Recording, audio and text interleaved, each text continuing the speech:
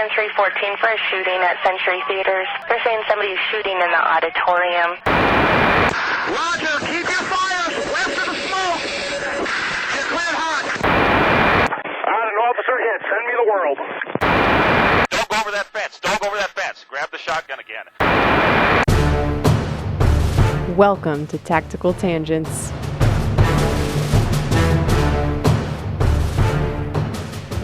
Welcome back to Tactical Tangents. This is Mike. Before we get started, I want to give a shout out to Mantis.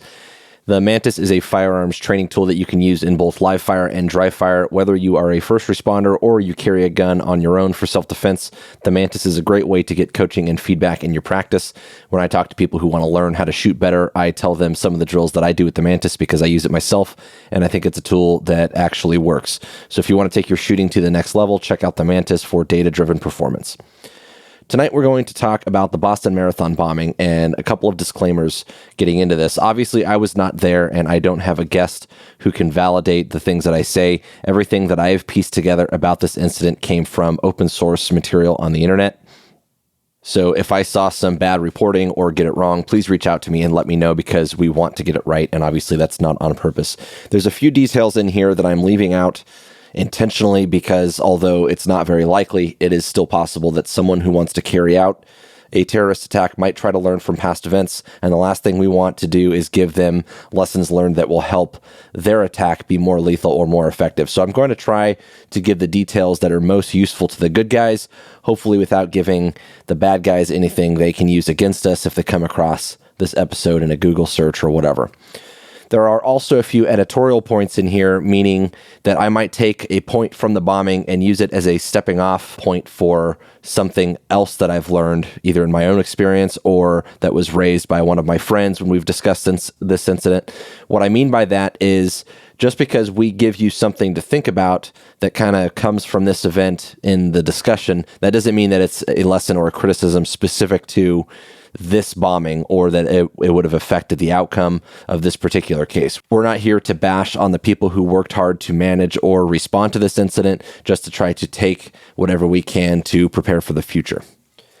The bombing occurred on April 15th, 2013, near the finish line of the Boston Marathon. In case you're not familiar, the Boston Marathon is a very popular event. It's a 26.2-mile foot race, and it draws pretty big crowds from all over. People travel to go run in this marathon in Boston. There were two explosive devices that were constructed from pressure cookers. Those are like the things kind of like a crock pot, but it has a top that seals on that you can use in your kitchen. You can make food with. They were placed near the finish line about 200 yards apart, and they were detonated about 14 seconds apart. In the immediate aftermath of the explosions, at least 3 people were killed and over 260 were wounded. That number of wounded people increased over time to 280 or so as they identified additional victims, and the number of people killed was increased to 5 after 2 police officers were killed related to the apprehension of the bombing suspects.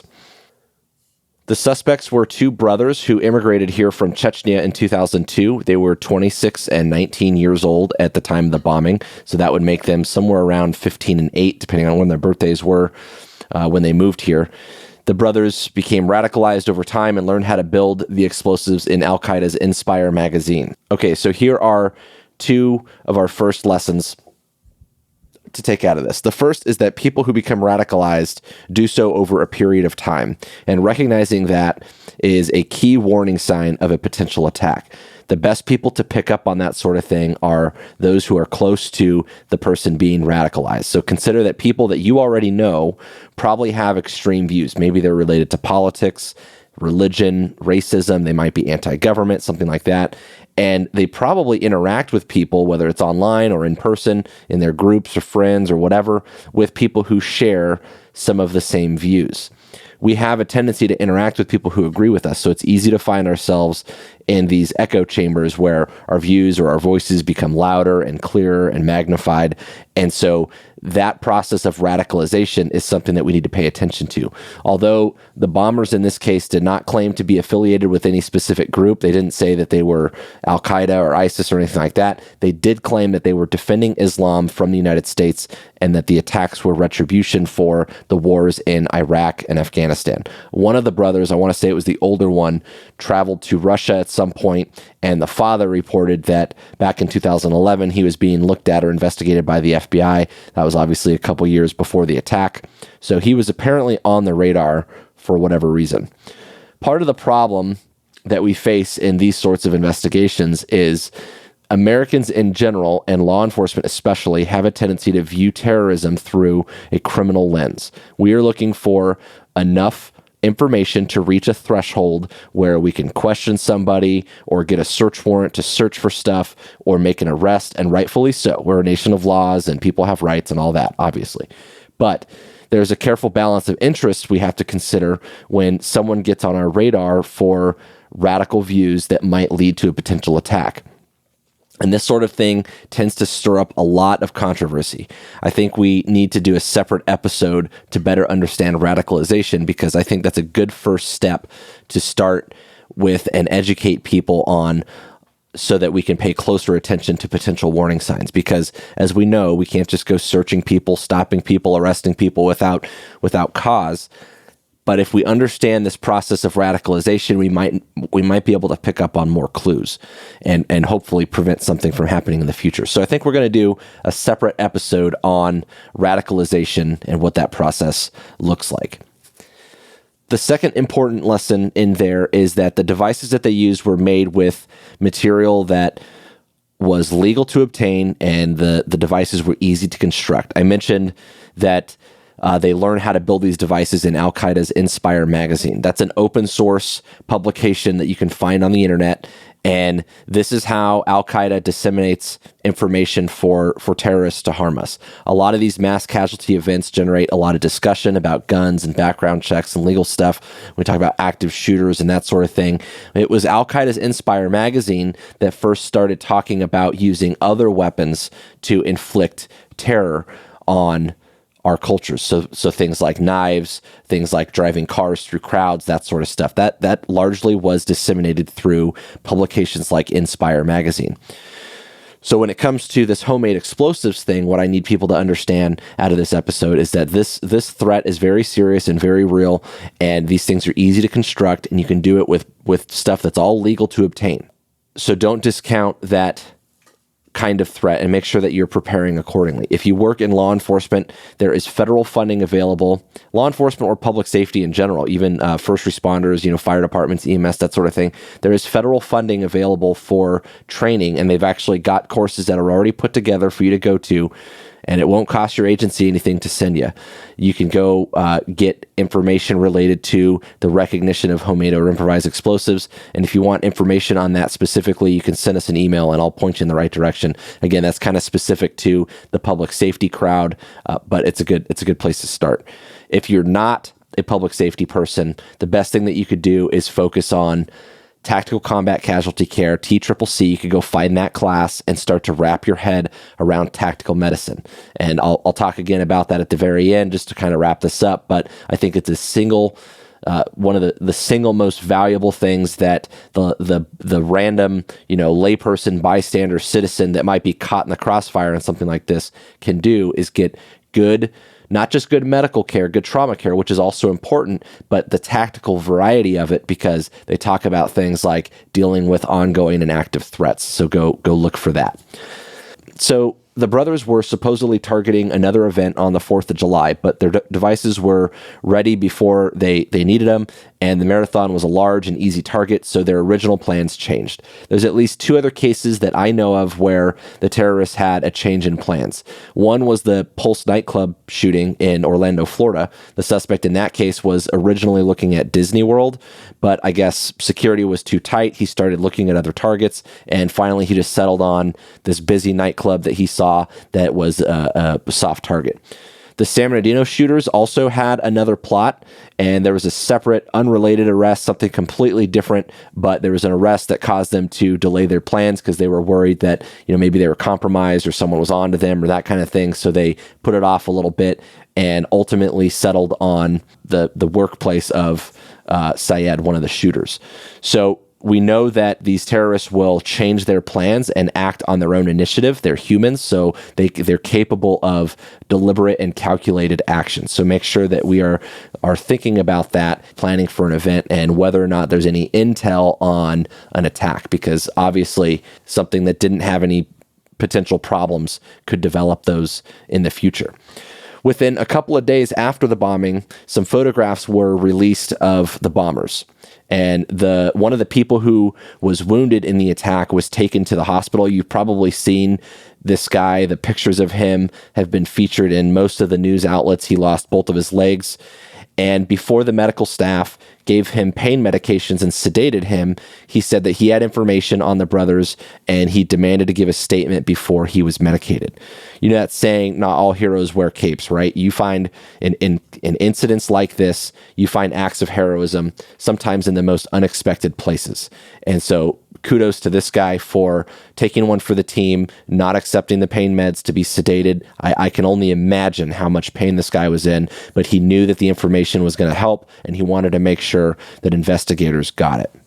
So he gave a statement, and he said basically that he saw one of the brothers set the backpack down. He saw them together, and somehow they were able to retrace his steps on surveillance footage and identify the two brothers. What they were able to see when they started watching these guys was that they joined up and separated on several occasions. They never really seemed to interact with each other the way you would expect spectators at a public sporting event to interact.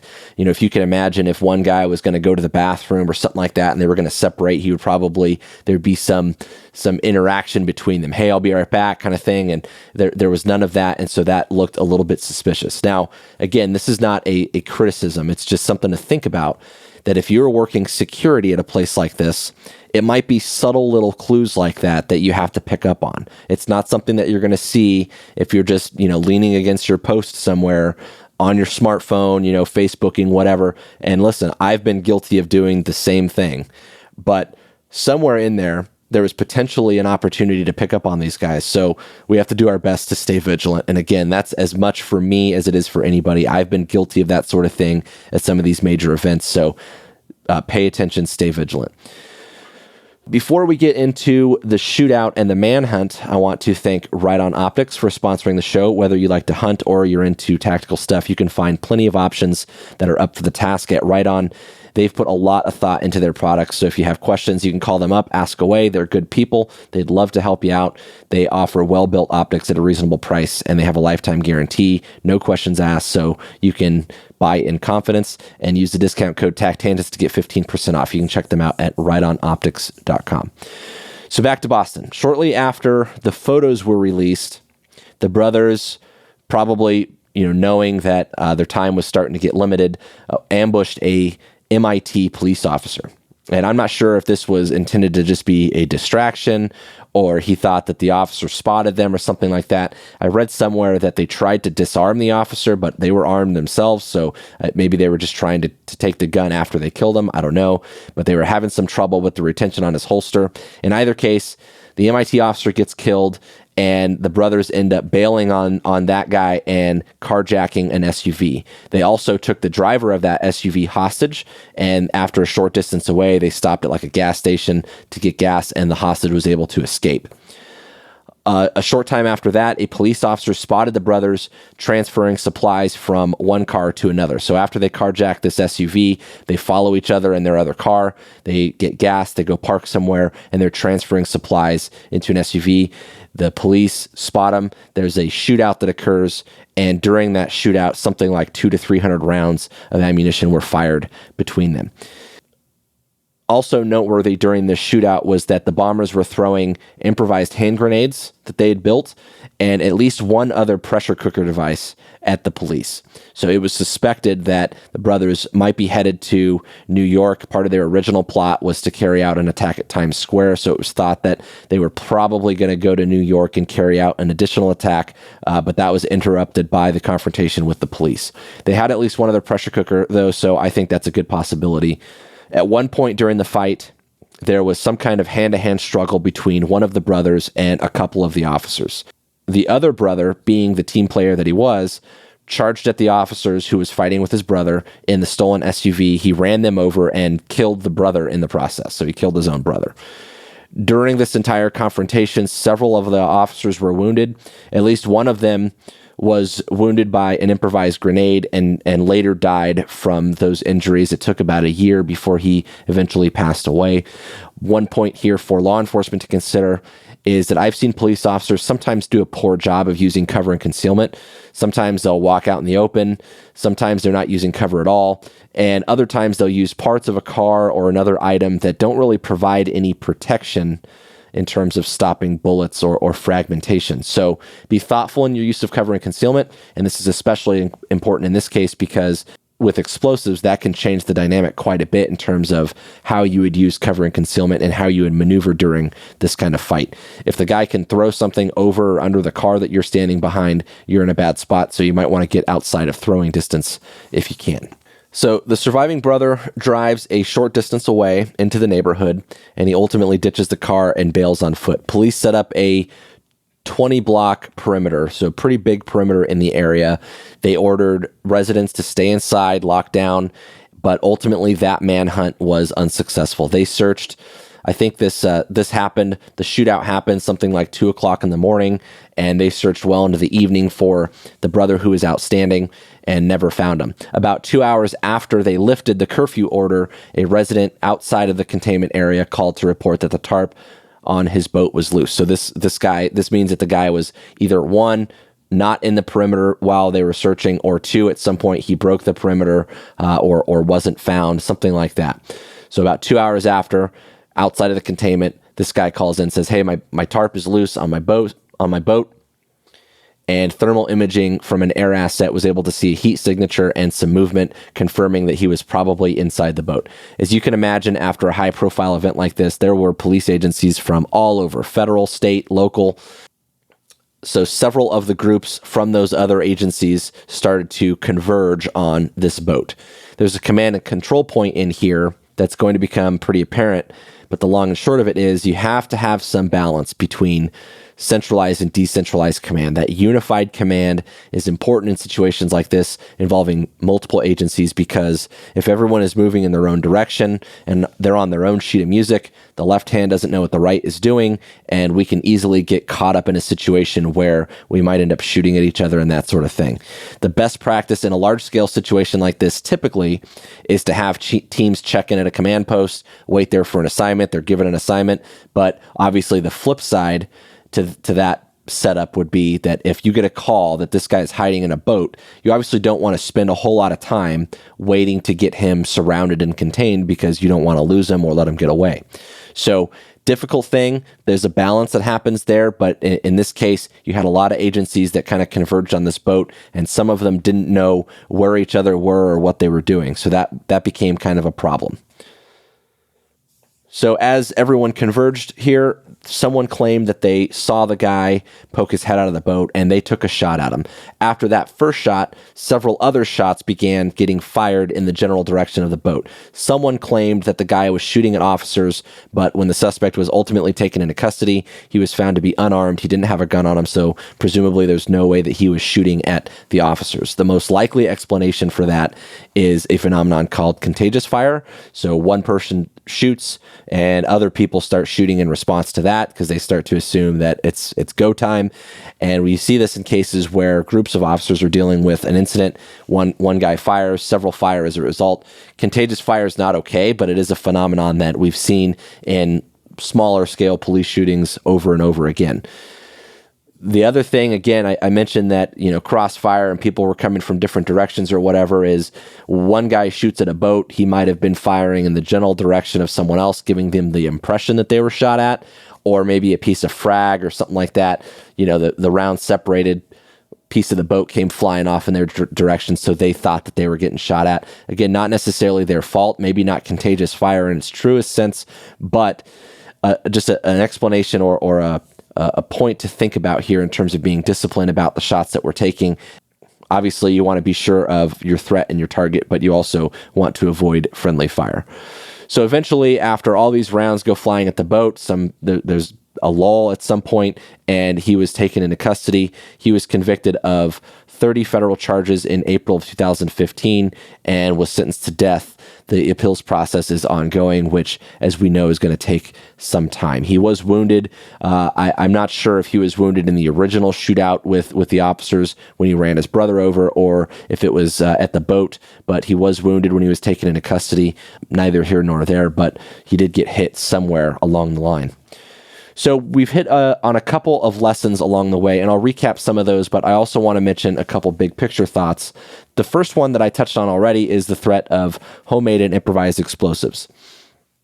My best advice for this, as I mentioned, is to go seek out the federally available training if you work in a public safety setting. The training is actually pretty good, and there's a couple different flavors of it depending on what you do and what your background is. If you need help on that, like I said, reach out to us and I will do what I can to point you in the right direction. If you don't work in a public safety setting, get that legit TCCC course. Be careful on this because there's a lot of heroes out there offering training because they're so-called medical experts. And what I want you to do is go find an accredited, legit TCCC class that's going to give you a card, not because you need to prove it to anybody, but I want to make sure that you're getting the curriculum that you should be.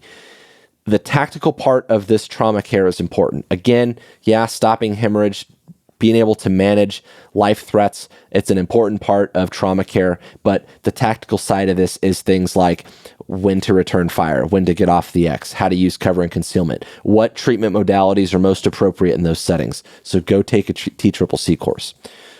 Wrap your head around the fundamentals of tactical medical care, not just medical care in general.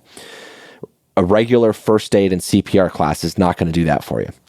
To build on this threat thing a little bit, I want to touch on security for public events. There's a lot of security practices and personnel, and these things at public events are often established around either one, a criminal template, like I touched on earlier, things that are illegal or that violate the rules or policies or those sorts of things, or two, they talk about managing or mitigating an emergency after the fact. Things like having medical personnel on site, an evacuation plan, dealing with fire, those sorts of things.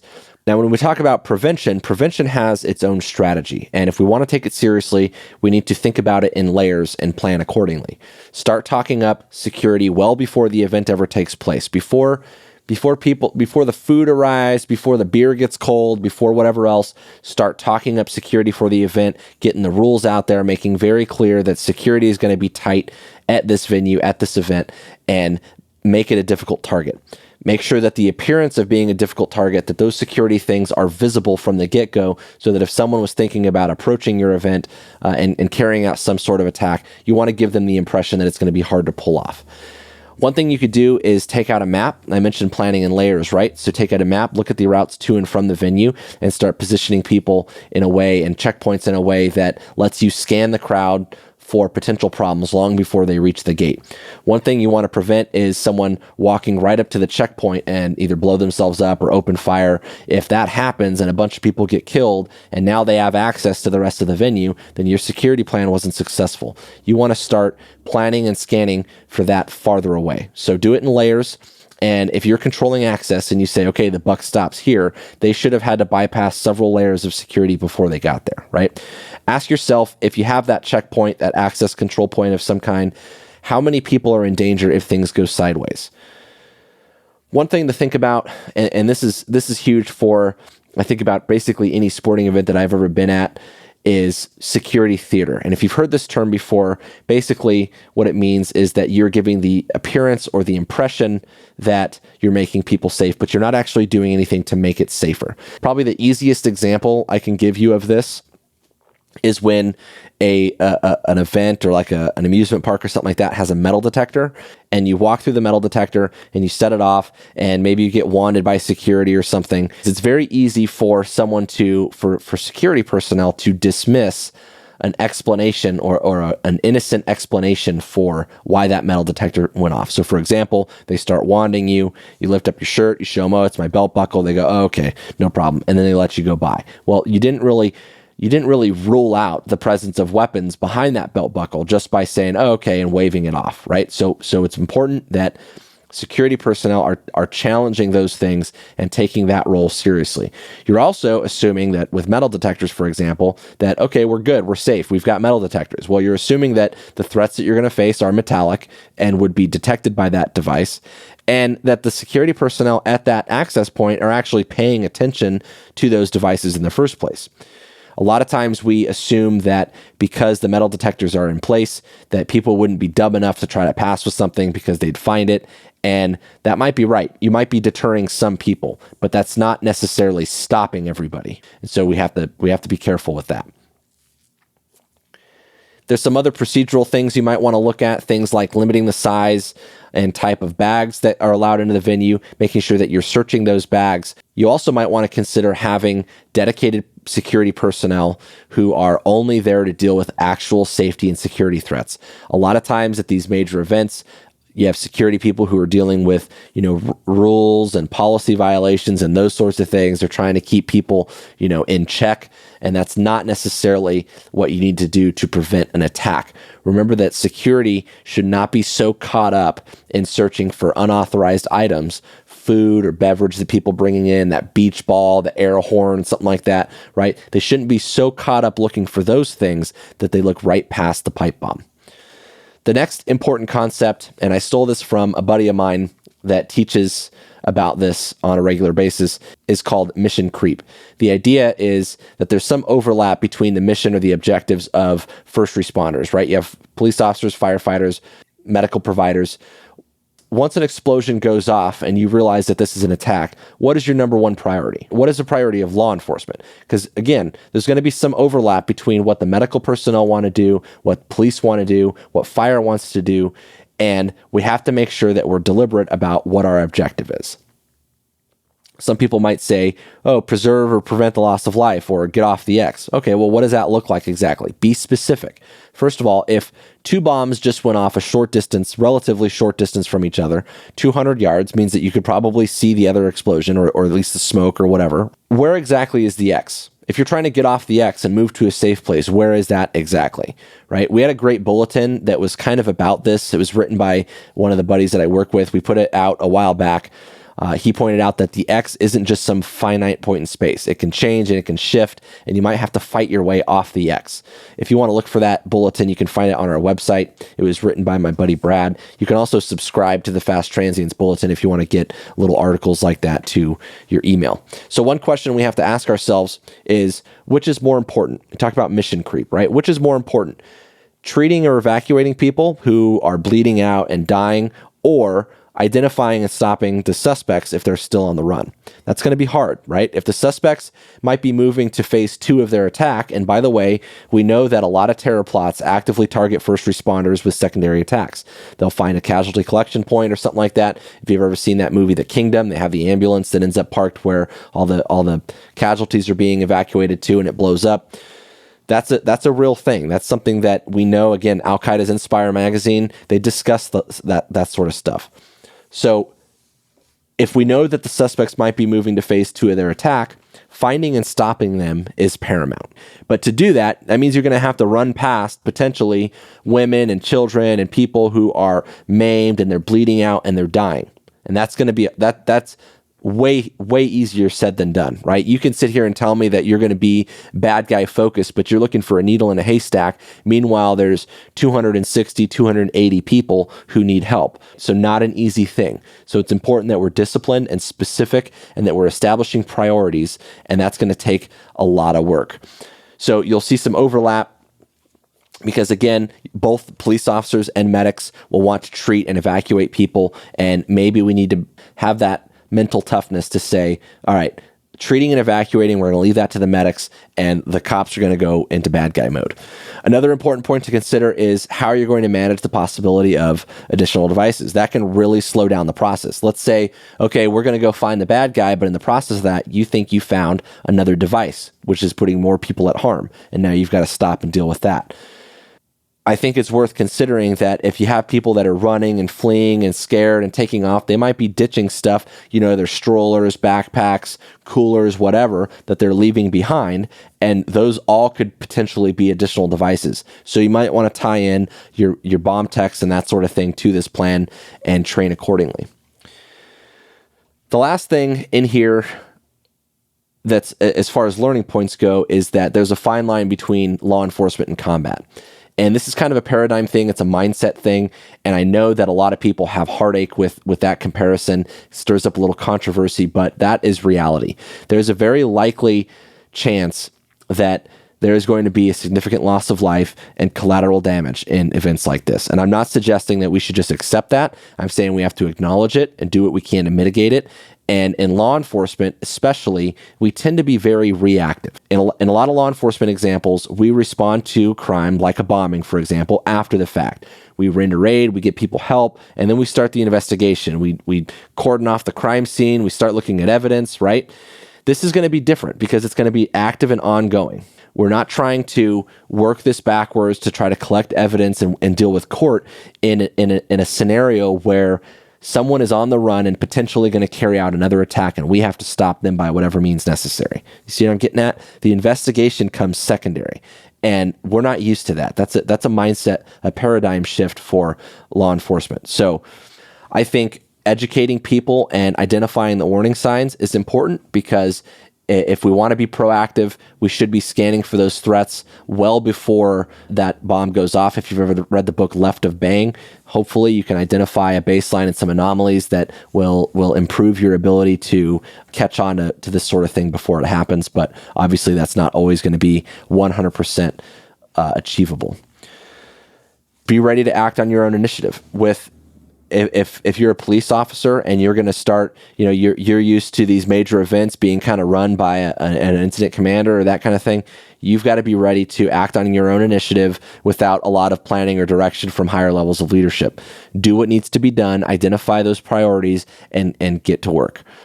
So finally, before I wrap this up, I want to acknowledge the efforts of the first responders and the investigators involved with the Boston incident. I mentioned this earlier, but I hope that none of the lessons we talked about here sounded like a criticism of anyone involved. Sure, there's learning points in every major event, every case. There's always going to be mistakes. There's always going to be lessons. But the truth is, they were working in one of the worst case scenarios that we have to deal with. And if we're telling it like it is, they worked very quickly to identify and locate the terrorists in this case and ultimately bring them to justice. And that other guy got killed in the process. Bummer for him. But stopping these guys undoubtedly prevented another attack. And I love to read and hear about people from so many different agencies, how they rallied up and they got busy when it was time to go to battle. So good on them for bringing the fight forward and for stopping these guys in their tracks.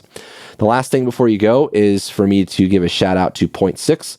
It's warming up here in Arizona, and whether it's hot or cold, wherever you live and work, merino wool is great for managing moisture and regulating body temperature. I know a lot of people have this impression that wool is just for cold weather. I don't think that's always the case. They've got some lightweight socks that are great for keeping your feet dry. Point 6 has mastered merino wool, and their technology outperforms their competitors, so go check out their products at point6.com. You can use their discount code TACTangents2019 for 25% off. Again, their website is point6.com, and the discount code is TACTangents2019. It's 25% off. Pretty good deal. We put out new episodes on the 1st and the 15th of each month. Please share us with your friends if you like what we got going on. If you want to support the show directly, you can head over to Patreon and give us $1 for new episodes. We'd love to hear your feedback, and you can join us on our Facebook discussion group.